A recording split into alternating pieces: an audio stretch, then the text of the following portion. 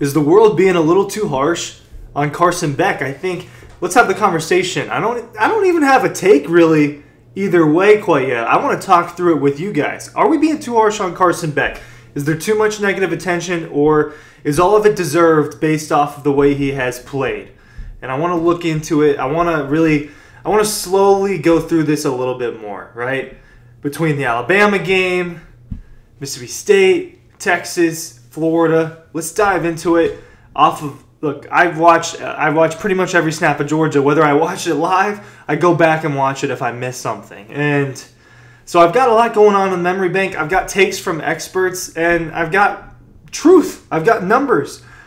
Let's evaluate what Carson Beck has done this season and talk about if we're being too harsh, because it's...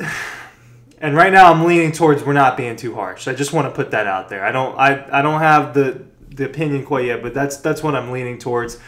Let's go through the games. Clemson, how does he open? Offense is sluggish at the beginning of the game. Whatever. It's the first game in a long time, right?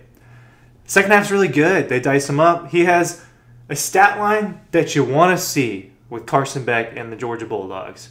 23 for 33, 278, 2 touchdowns, no picks, 69.7% completion percentage. You're all over that, right? That's a Carson Beck game. That's what you want on Carson Beck.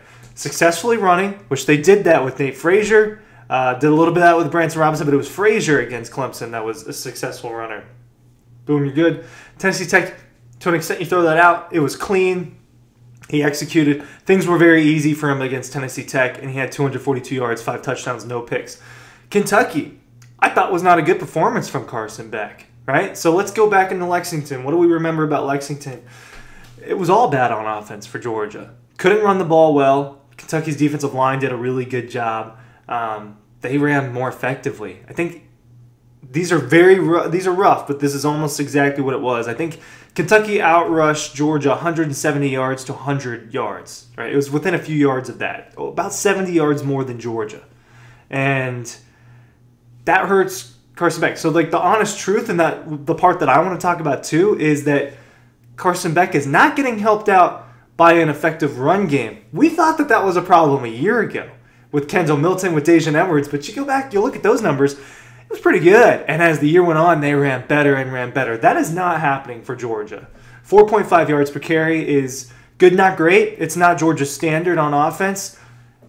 And I think that's part of why I think that Georgia not running the ball super well is part of why they're throwing it so much, which in turn is putting Carson in these bad situations. Now, against Kentucky, right, this is a little bit more for the next game, but against Kentucky, 160 yards, no touchdown, no picks, right? So he wasn't too careless with the ball, but I remember a lot of not great throws against the Wildcats. I reference this crossing route to Dylan Bell a lot. Something that Todd McShay, I listen to the experts' opinions. I listen to the people who have influence in the media, right?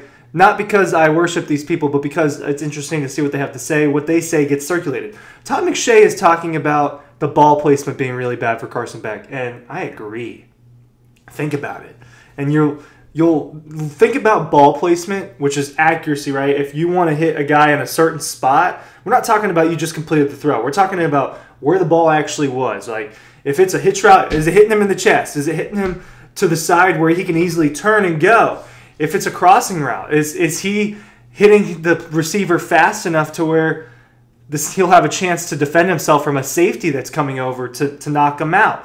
On a deep ball, is he giving his guy a chance while also not overthrowing it? If he's underthrowing it, is he underthrowing it too much? There's a lot that goes into ball placement, and some of these interceptions, you're going to see, wow, bad ball placement. I can think of some non-interceptions against Kentucky that were not good ball placement, right?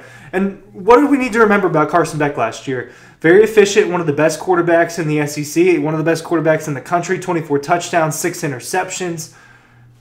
Had a few, just as every quarterback, interceptions where he got bailed out and they didn't happen, right? The ball got dropped. I do remember a good bit of those. The other difference is he doesn't have as good as weapons on offense, namely Brock Bowers, namely Labakaki. It matters, right? You got to think about that at least. Ryan Curley from Dawg Post, breaking down Carson Beck's performance. Newsletter is down below. I kind of want to I don't want to fly through this, but I want to go through it with good pace. Alabama rolls around. And blaming the Alabama loss just on Carson Beck is unfair. I will say that before I criticize him because it was all over the place. Kirby admitted that their game plan wasn't good enough. Kalen DeBoer outcoached them. And Georgia's defense, that first half against Alabama, is the worst that Georgia's defense has looked since C.J. Stroud carved them up. Right? I mean, it had been over a year since Georgia's defense looked like that. Jalen Milroe's running around. So, the first interception, miscommunication, not all on Carson, but you wish they doesn't throw that ball, right? On that screen pass to the left against Alabama. The next one was bad, and it was similar to one of the interceptions against Florida where he just doesn't see the linebacker dropping back. Doesn't see. It was either a linebacker or a nickel safety dropping back and intercepting the ball. You got to see that stuff. You got to see that stuff. Getting a little passionate here because we're seeing bad interceptions over and over again. Third interception, to be honest with you, I'm blanking a little bit on what the third interception was. Oh, yeah. Not great, right? Not great. And then you think about the fumble. That's what was really bad. The third, I'm sorry. Rewind the last 15 seconds. The third interception was bad ball placement, right? It was the throw deep to Kobe Young to try to win the game. He throws an interception. Bad ball placement. I'm not mad about the decision to take a shot. You're trying to win the game. You're trying to tie the game. A little early in the clock. Not super smart. He's trying to force the ball. He's pressing situations he doesn't need to press, and that he didn't press last year.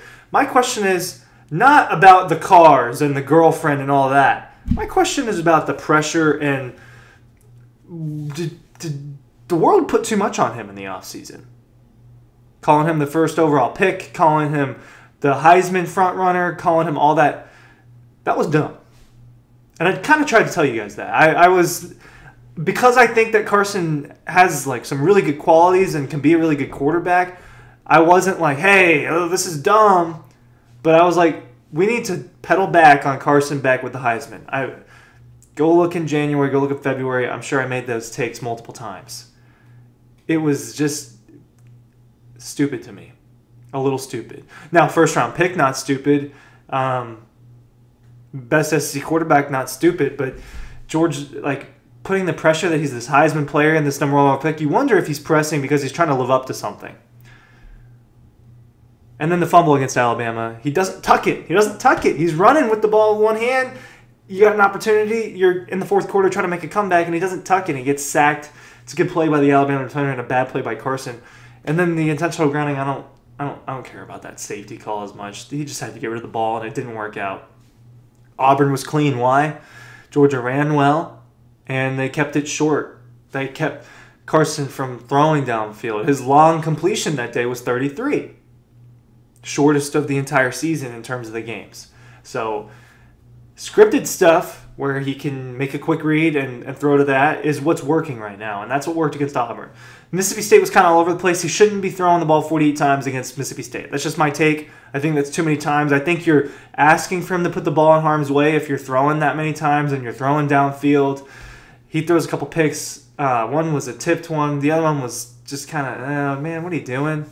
Right? So he's continually... He had the Auburn game in between, but then it went a little bit back to it. Wow, they throw 20 more times against Mississippi State than they did Auburn. You move on to Texas, and it just the ball placement. I tell you, I'm going through this, and I've been pro Carson. I don't know how you want to put it. He's just got to play better, man. Because if he plays a little bit better, it's going to solve some other issues for Georgia, and these games aren't going to be close, right? Like the Florida one was until the end of the game. Texas, 3 interceptions.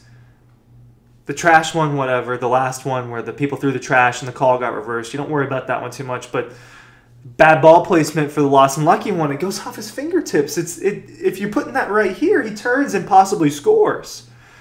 And then a bad decision on the Benjamin Urasek interception. We threw it to Urasek with dudes coming across. And then against Florida, 3 bad picks. All right, the last one was the worst of them, or was the least bad, where he's getting sacked and has to throw it. But the 2 before that, man, the second one was the worst one, where 2 guys could have intercepted the ball, and I don't know what he's doing. And then the first one, he just forced it into double coverage. So, yeah, Carson's got to play better. I think that maybe the criticism is a little too harsh because in the moments, and now I'm saying this at the end of the video where not everybody's watching, but he has a lot of good moments too. And they are capable of doing well on offense. It's just not happening. It's not happening. Are we being too harsh?